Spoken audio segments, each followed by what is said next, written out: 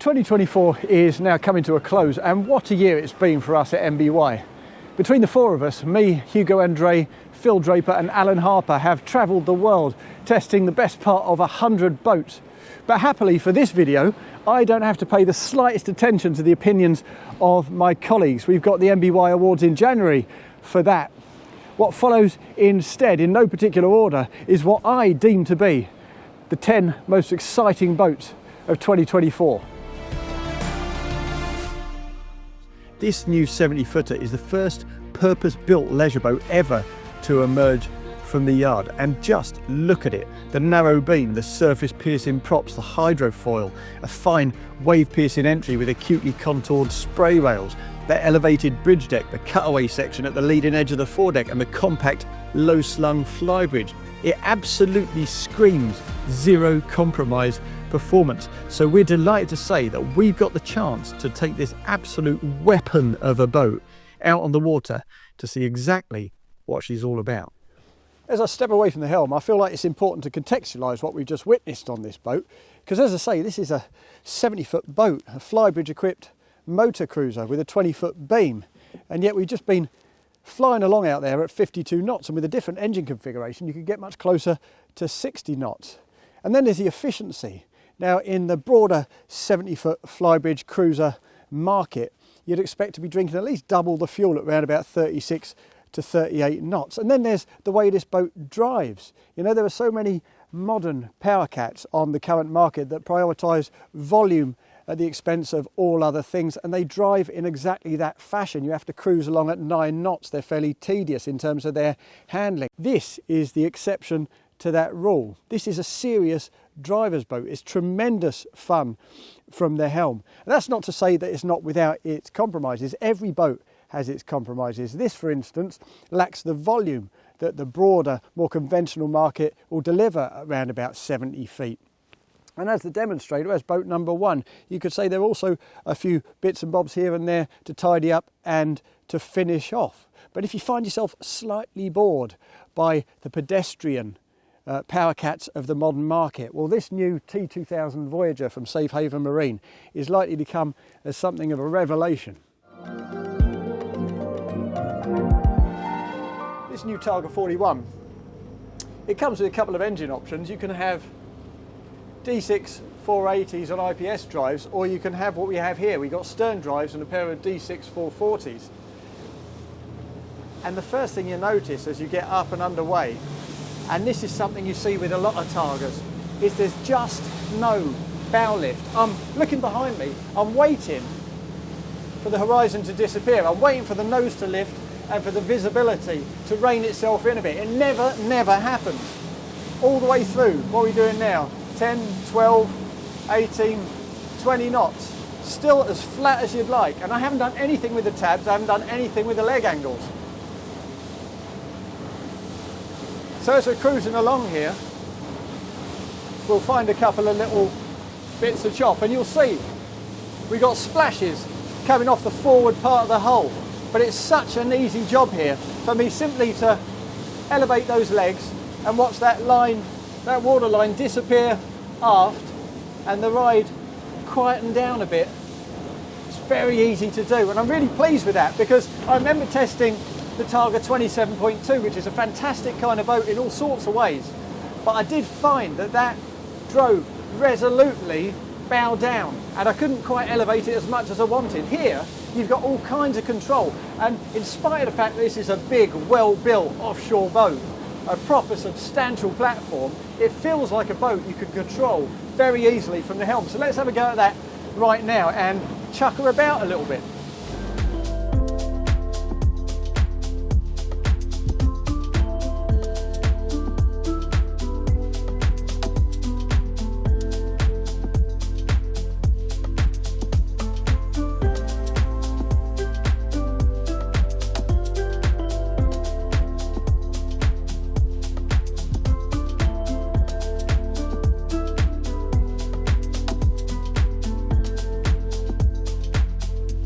Now let's make no bones about it. We all know perfectly well that there's some fierce competition at this kind of size in the offshore pilot house market from the likes of Nordstar and Sargo. but with its ability to provide genuine recreational fun as well as tough offshore practicality. This boat has all the hallmarks of a genuine market leader and might arguably be the most appealing Targa we've ever tested. Behind me here is the very first Sunseeker Ocean 156. And having had a quick look round, I can guarantee you it has one of the most interesting new interiors I've seen on any boat this year. And I'm going to show you every single inch of it. My name is Hugo Andre, you're watching Motorboat and Yachting. Let's go and take a proper look.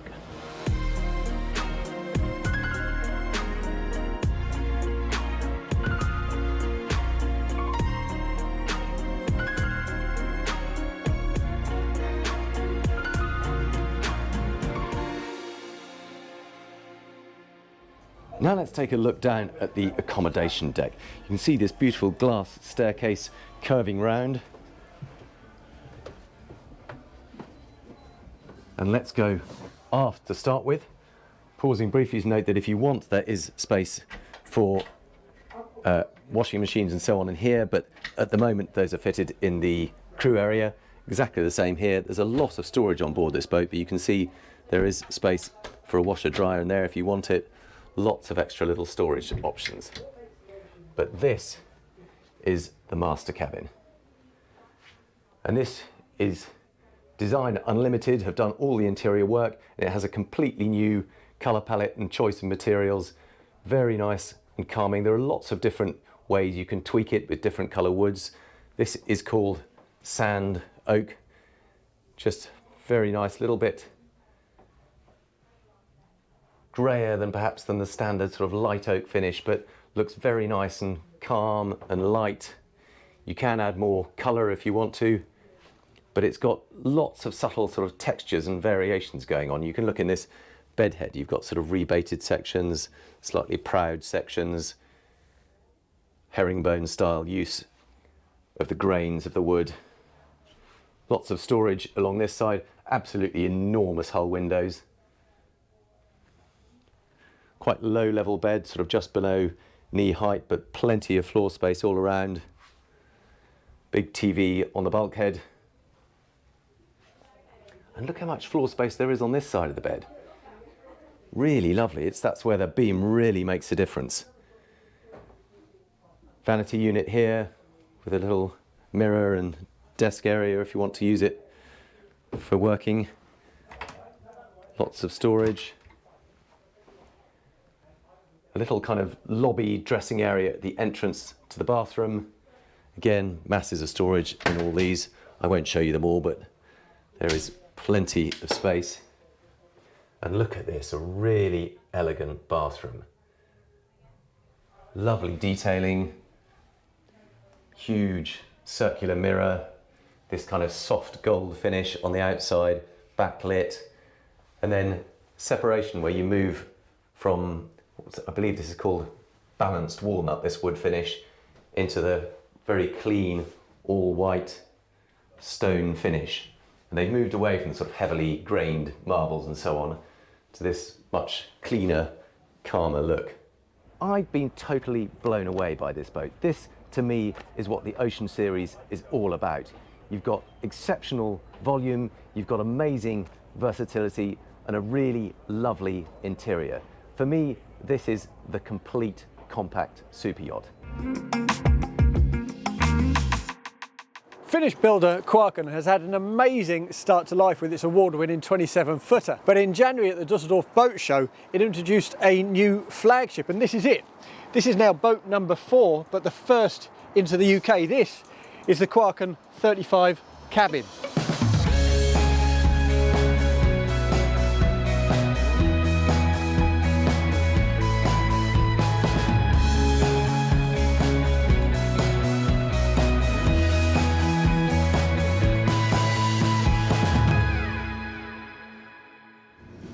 As I put the hammers down, there's a good bit of grunt, passing 20 knots already. I've got to say, there's not too much in the way of a bow up attitude at all. Plenty of visibility forward. Quite a nice natural trim. And if I give her a little bit of extra trim on those legs, just a couple of notches, the waterline shifts way back, and at between 30 and 35 knots, well, we're drinking about 3 litres per nautical mile. That's not a lot. We've got a 700 litre fuel tank, so about 560 litres of available fuel. So we got a range at that sort of speed around about 185, 190 nautical miles. And if we increase that pace again, get ourselves up to 40 knots, even right through to 44 knots, 43, 44 knots.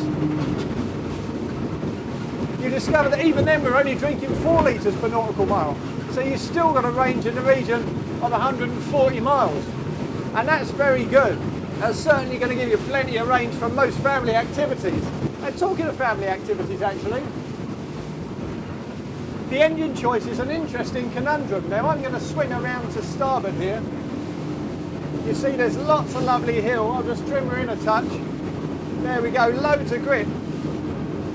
But it's really novice friendly. I can trim her out a little bit as I'm going through that turn, and instead of tripping you up, there's just a nice little bit of slip dialed in just to ease down that aggression of that experience. Again, that's very novice friendly. If you're as impressed with this boat as I have been, then you're probably wondering what the price is.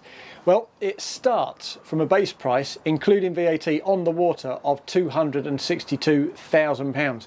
The high-spec boat you see here, the test boat we've taken out today, well, that comes in around about £330,000 all in. Now, of course, I need to be relatively careful about what I say because essentially that's a lot more than my house is worth.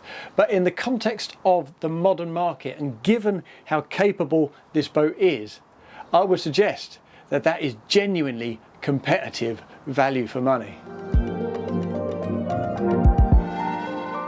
People are more conscious than ever that you don't actually have to travel everywhere at 40 or 50 knots. Sometimes it's nice just to settle down, reduce the pace, take it easy, take in the scenery and embrace a much gentler form of boating. And that's exactly why we've come down to Tingdean Boat Sales in Reading to take a look at this, the new Delphia 10 Sedan.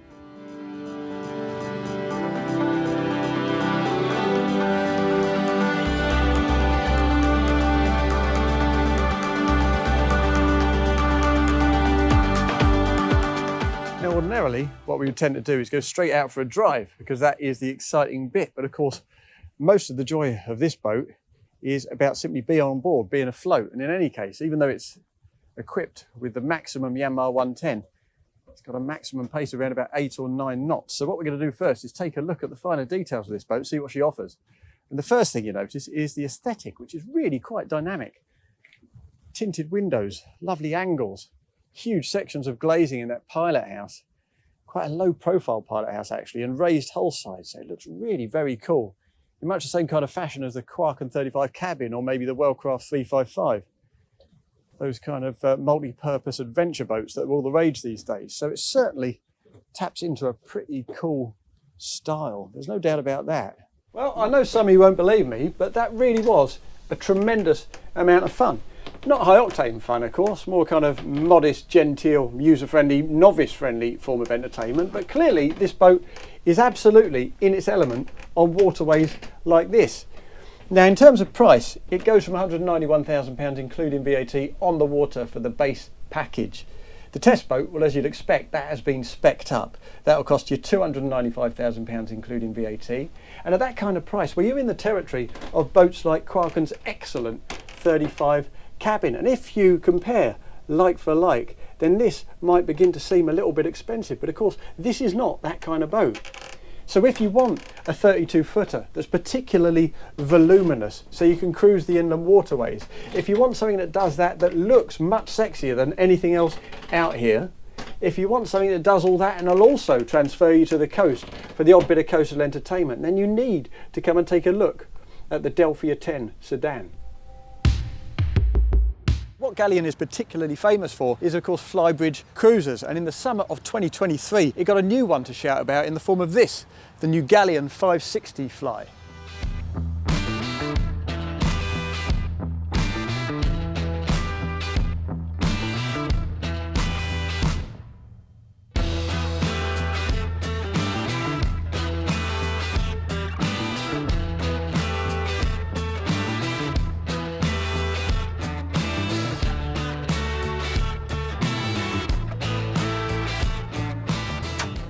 first thing you notice, and you don't notice this so much up on the flybridge, is the fact that we get a little bit of bow up attitude, and that's only to be expected. As I say, a lot of the weight is aft, so up comes that bow.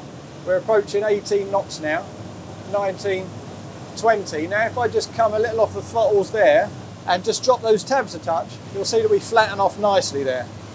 That's not too bad at all. Still a little bit of bow up attitude, and I can't actually see the horizon through those aft doors the way you can when you're sitting off the plane. Nonetheless, it's a decent sort of running attitude. And what's interesting here is the fact that if you want to turn a few corners and carve a few arcs, well, it doesn't much appreciate it if you throw the wheel over and try to carve hard round the corner. I'll show you exactly what I mean as soon as we get away from this boat on our port side. Here we go. So if I throw her over to starboard, there's a little bit of heel, but because I'm turning quite hard, we're starting to feel that weight. We were going 28 knots, we're down to 21, down to 20, and if you keep doing this, essentially what you're going to do is come off the plane, turn into a displacement boat, and have to get yourself back up on the plane and back up to pace. But if I now do that more sensitively, straighten up and get her back up and running, and we get ourselves up to sort of 27, 28 knots, and then we just ease round the same turn, but allow her to stay on the plane. We're doing 29.5 knots now, and I'm taking it relatively easy with the turn, and we stay up there. We're still doing 29.5 knots. We're not getting bogged down. We're not operating like a displacement boat. And actually, in spite of the fact that we got a very fulsome forward hull section, particularly with those kind of flared bow sections in this hull in classical kind of Galeon fashion, the ride over our fairly mountainous wakes is relatively soft. Now, it's all very well, isn't it, designers coming up with amazing designs that you then put on a boat, get them out on the water, and it doesn't quite work. Well, this absolutely works. For a start, the drop-down terrace is massive, massive in terms of its length. It actually overlaps the mouldings at the back, so you get an enormous additional side deck. It adds a metre to the beam. The glass panels, well, they're a treat when you walk about on it, even though it's got this inset door here. Well, it's super solid, really reassuring. And as for the bar itself, when you fold that out, sit yourself on here, it couldn't be better. You can twist that around so you can face further aft, actually chat to each other more naturally. Even then though, there's plenty of space for you to make your way fore and aft. Movement here is absolutely not a problem at all. So we've got this huge glass panel that simply slides out of the way. It's actually more a kind of door than a window in many ways.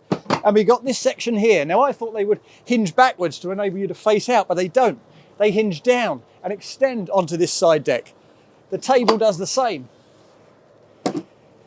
And that creates a wonderful inside-outside dining space for up to 4 people right here on the starboard side. And again, movement around here is fantastic. Now, as I say, we see all kinds of clever, ingenious devices being drawn up by designers. They make their way onto the boats and somehow they just fail.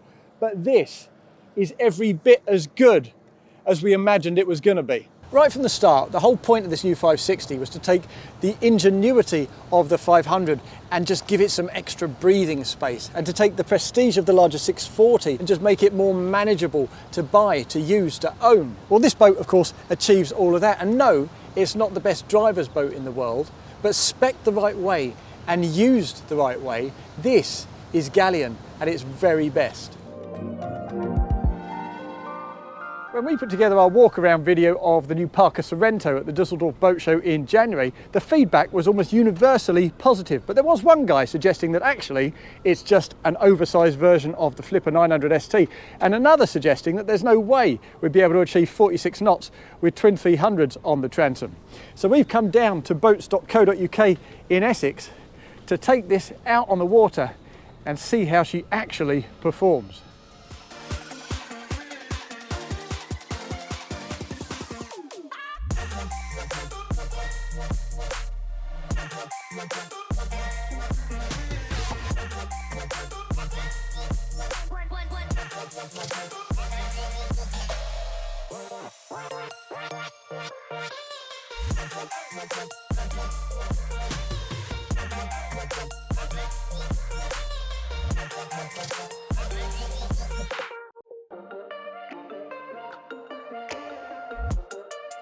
Well, we're at the helm now, as promised. It's a pretty breezy day today. It's running around about 20 knot easterlies, gusting to 27. So we found some relatively sheltered water, but we're still getting a fair bit of it. So it'll be an interesting test of this boat's windage. Now, spin around into the wind a little bit. We go on single lever, and as I say, we've got twin 300s on this boat, exactly the rig that the feedback from our online video suggested was not likely to achieve 46 knots, but actually we've just been having a play and achieved 47 knots with exactly this rig with 3 men on board. So it is precisely as the manufacturers suggest. Let's get her up and onto the plane. A little bit of bow lift there, but the acceleration is rapid, easily passing 25, 30 knots. As I say, 47 knots is not a problem at all. What's particularly interesting though is the fact that if I settle down here around about 38 knots, well, in terms of running efficiency, it's pretty much the same as we're seeing at 22 knots. So there we are. We've had a look at this boat on the show stand in Dusseldorf, where I have to say we were really impressed with the ingenuity of the design and the thoughtfulness of the deck layout, both up top and down below. And we've had a look at this boat here in Essex out on the water, albeit not at sea because conditions won't allow that today. So we can't yet vouch for its seakeeping. But what we can do on the basis of what we've seen is say that this is not just a good looking boat and a very well arranged family cruiser. This is also a bit of a driver's boat too. Very few boats at January's Dusseldorf Boat Show had the power to engage and excite to the same degree as this. Now this is the Omikron OT60. It's the first power-driven vessel from the Omikron brand, and it's brought to us by the same people behind Olympic Marine. So we've come down to Athens in Greece, where it's built, to take it out on the water and see if it really is as good as its early promise suggests.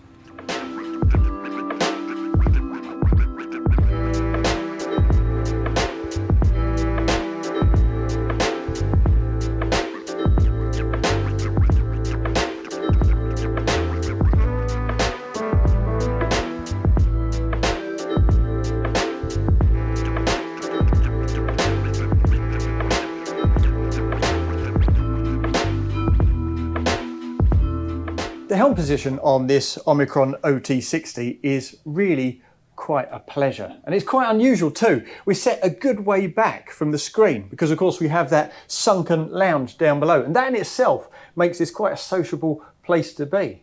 We've also got some companion seating over on the port side, plus an additional co-pilot seat here, so it really is quite a friendly place to helm from if you're the skipper for the day.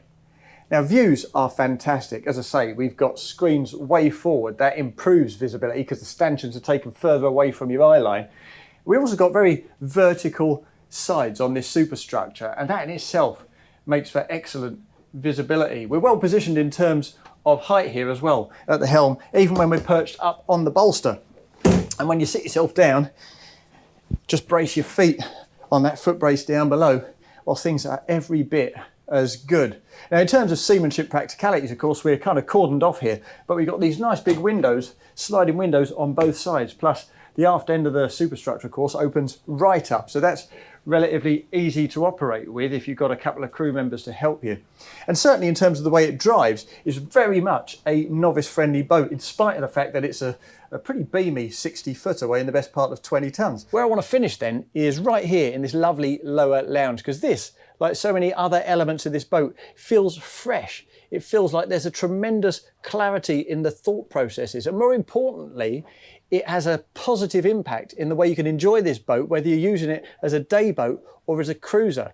Now, when we first saw the Omikron OT60 in Dusseldorf, we knew it had all kinds of things to recommend it. But now that we've taken it out on the water, seen how quiet, how refined, how user-friendly it is, we have no hesitation whatsoever in saying that if you're happy to rein in your fuel flow, if you're happy to cruise at 6, 8, 10 knots instead of 25, 30, 35, then the Omikron OT60 is absolutely a boat you need to see.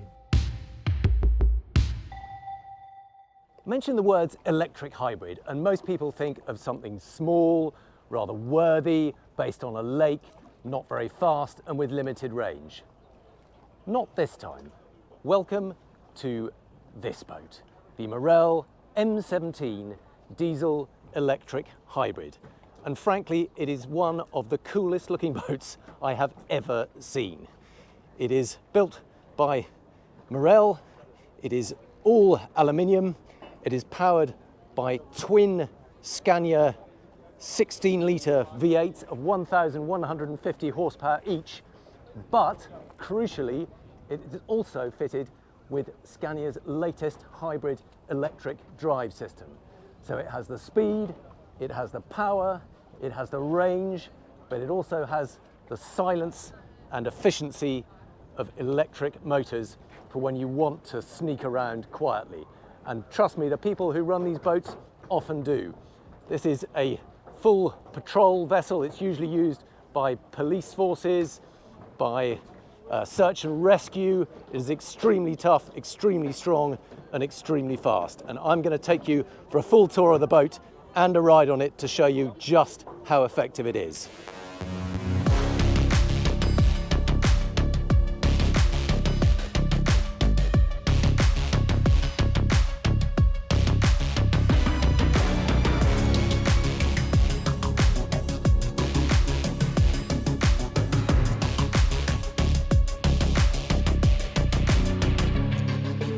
What performance do you get from this boat? Let's see, if you're really lucky today, maybe we get 50 knots today in 25 tons. So let's see. Whoa. We get 51 in yesterday, but we are so many people on board just now. This is the first hybrid boat that you've produced? Yeah. What is the appeal of an electric hybrid boat? We have a lot of Polish clients and also border. Yeah. And that was the idea when we started to do it together with Scania. For we need power, right. We need speed, yeah. But we need also long distance, yeah. Running, and also minimum 1 day operation in electric. So you got what, sort of 6-7 hours, yeah. Running in electric? Yeah. And then what range do you get on the diesel engines? We have 3.5 cubic diesel inside, so it's good enough. 3.5 cubic meters. Yeah. And what do you know? What? No, we can go more than 500 knots. So 500 nautical miles, yeah. And a top speed of 50 knots, and an entire day cruising electric. Yeah. With a boat like this, you've got 50 knot performance, you've got 500 plus nautical miles of range, and you've got one of the coolest looking machines I think you've ever seen. So next time someone tells you that electric boats are all boring, just tell them about this. We're on the Atlantic coast of France today to see a new boat from Beneteau, a boat that they tell us is designed to be a safe, high-volume, long-distance family cruiser, the kind of boat that enables you to spend weeks rather than merely days on board. And here it is. This is the new Beneteau Swift Trawler 54.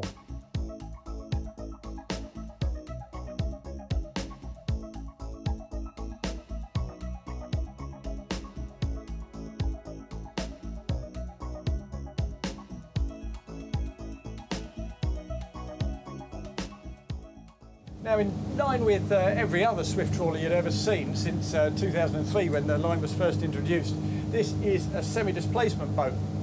A relatively fine entry forward that obviously swells and flattens amidships and then comes slightly raised towards the stern. And the principle there is that we run flat at pretty much any speed. We do, of course, have a set of tabs here, nice, quick, reactive zip weight tabs, so we can drop those just to pin the nose down, but realistically I haven't touched those tabs so far and we're still running along perfectly flat. That, of course, is a very, very positive thing for a keen cruiser, but what else you need if you're going to take this boat long distance is a decent bit of running efficiency, and it provides that too. At 8 knots we're seeing about 3 litres per nautical mile, so a range in excess of 900 miles, around about 920 miles. At 10 knots, about 5.5 litres per nautical mile, so about 500 mile range. And if we increase that to 14 knots, well, we're still seeing just 9 litres per nautical mile, so a 300 mile range. So it's good that you can just pick a pace, extend your range. and know that if you need to put on a little extra power just to get there quickly, well, you can push towards 20 knots, that's not a problem. And just as this central helm, the easy access to the side decks, the easy access to the upper helm, and that very practical companion seat, it is rigged for comfortable passage making, well, so is the fit out. I mean, on past models, this deck head would have been pearly white, but they've given it a kind of matte grey fabric lining just to ease back on any glare you get off the screens when you're navigating at night. And we also have really easy access to that transverse galley if you want to go and make yourself a cup of tea during a passage. On most flybridge cruisers, of course, because you have to access the flybridge from the aft cockpit, well, the galley tends to be aft in order to service those up top and those in the saloon. Not so here though, because we've got the stairwell to the flybridge right next to us, so the galley is exactly where it needs to be, amidships, splitting the seating areas and servicing us here at the main deck helm very comfortably indeed. In any case, we're only down here because we had to get the performance figures and take those sound readings. But it's 32 degrees and getting hotter, so what we're going to do is come to a standstill, transfer control up top, and do a little bit of helming from the flybridge. It seems to me then that the Beneteau Swift Trawler 54 is actually a bit of a triumph. Certainly you might look at the engine bay and suggest that it steals a bit too much volume from the lower deck accommodation. You could look at the various imperfections of the prototype model and suggest they need fixing, and we've been perfectly candid about those as we've been walking around this boat. You might also look at the styling and suggest that, yeah, it's all well and good, but it looks pretty much like every other Swift trawler I've ever seen. You could deem that to be a good or a bad thing, but either way, this is just such an easy boat to enjoy. It's full of cosy, intimate little zones, intimate little seating spaces that enable you to escape the main party exactly as you might if you were at home. And it doesn't end there. It is voluminous, it is safe, it is long distance, it is easy to drive, and it is relatively affordable to buy. And for me, that is exactly what a good modern interpretation of the Swift trawler ethos ought to be all about. Well, there you have it, 10 fantastic boats from the year just gone. If I really pushed to pick a front runner, a favourite of mine, then I'd probably opt either for the Targa or the Beneteau, but I'm certain that my colleagues would have a different opinion, and I imagine you would too. If that's the case, please do leave a comment in the section below. We'd love to hear from you. If you've enjoyed the video, hit like, and if you want to see more videos along these lines, then please do subscribe to the MBY channel.